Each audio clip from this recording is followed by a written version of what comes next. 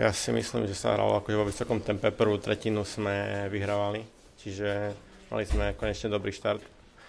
Keď porovnám tie prvé tretiny v prvých troch zápasoch, sme sa chceli vlastne odraziť, aby ten štart vlastne bol výhoda pre nás, čo sa nám podarilo a zatiaľ len z tej tretej tretiny tlačiak aj s Mikulášom tiež nás otočili, čiže vieme na čom pracovať.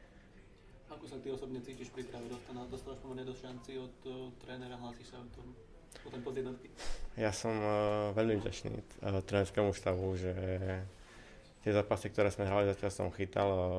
Košo je momentálne po zranení, hej, Conor prišiel neskôr, takže ako som povedal, som veľmi rád a chcem sa predviesť v čo najlepšom svetle, aby som dostal aj v sezóne priestor.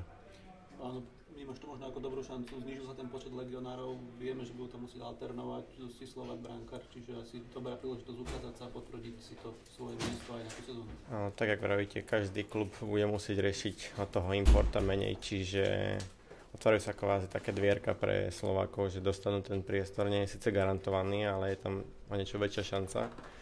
A záleží ako na nás, jak sa s toho popasujeme.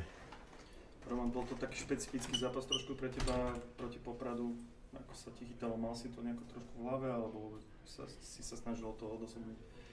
No, od môjho odchodu sa to celkom dosť, ale veľa pomenilo, hej, čiže kvázi utkvel mi Poprad určite v pamäti a bol to určite špecifický zápas, ale nebol som až tak naviazaný určite na to logo. Mm-hmm.